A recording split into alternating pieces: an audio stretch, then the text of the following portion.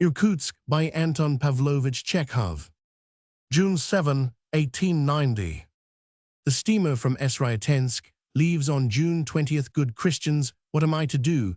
Till the 20th, how am I to dispose of myself? The journey to Irkutsk will only take 5 or 6 days. I have greatly altered the route of my journey from Khabarovsk. Look at the map. Footnote: Chekhov's family had during his absence a map of Siberia on the wall, by means of which they followed his progress. I am going not to Nikolaevsk, but by the Usheri to Vladivostok, and from there to Sakhalin. I must have a look at the Usheri region at Vladivostok. I shall bathe in the sea and eat oysters.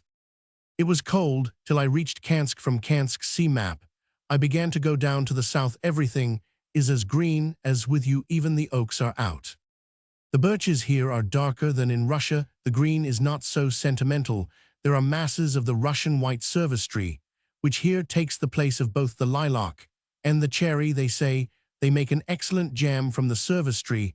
I tasted some of the fruit pickled. It was not bad. 2 lieutenants and an army doctor are traveling with me. They have received their traveling expenses 3 times over, but have spent all the money. Though they are traveling in one carriage, they are sitting without a farthing, waiting for the pay department to send them some money. They are nice fellows. They have had from 1,500 to 2,000 rubles each for traveling expenses, and the journey will cost them next to nothing, excluding, of course, the cost of the stopping places. They do nothing but pitch into everybody at hotels and stations, so that people are positively afraid to present their bills in their company. I pay less than usual today. For the first time in my life, I saw a Siberian cat. It has long, soft fur and a gentle disposition. I felt homesick and sent you a telegram today asking you to subscribe together and send me a long telegram. It would be nothing to all of you inhabitants of Luka to fling away 5 rubles. With whom is Miss K in love? To what happy woman is Ivanenko telling stories of his uncle? I must be in love with Jemiz, as I dreamed of her yesterday.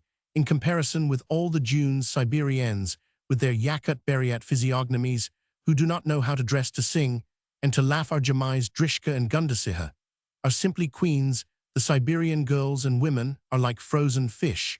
One would have to be a walrus or a seal to get up a flirtation with them. I am tired of my companions. It is much nicer traveling alone. I like silence better than anything on the journey, and my companions talk and sing without stopping. And they talk of nothing but women. They borrowed 136 rubles from me till tomorrow and have already spent it. They are regular sieves. The stations are sometimes 30 to 35 versts apart. You drive by night. You drive and drive till you feel silly and lightheaded.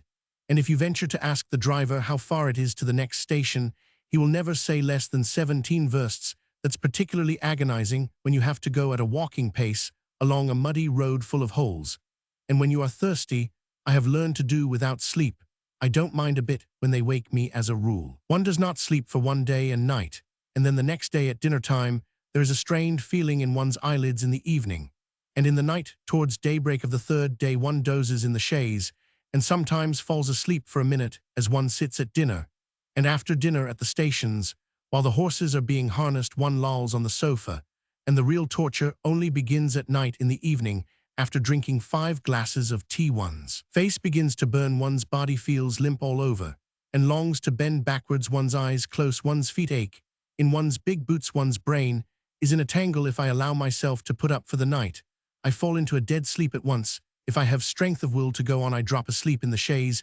However violent the jolting may be at the stations, the drivers wake one up, as one has to get out of the chaise and pay for the journey. They wake one not so much by shouting and tugging at one's sleeve, as by the stink of garlic that issues from their lips. They smell of garlic and onion till they make me sick. I only learned to sleep in the chaise after Krasnoyarsk.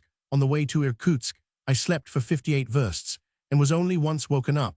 But the sleep one gets as one drives makes one feel no better. It's not real sleep, but a sort of unconscious condition after which one's head is muddled, and there's a bad taste in one's mouth.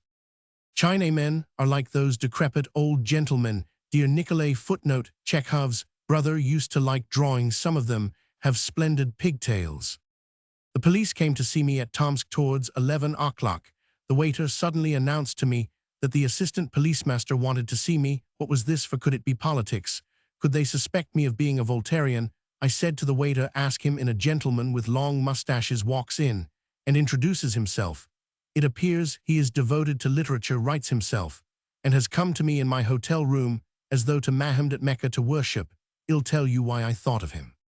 Late in the autumn, he is going to Petersburg, and I have foisted my trunk upon him and asked him to leave it at the Novoye Vremya office.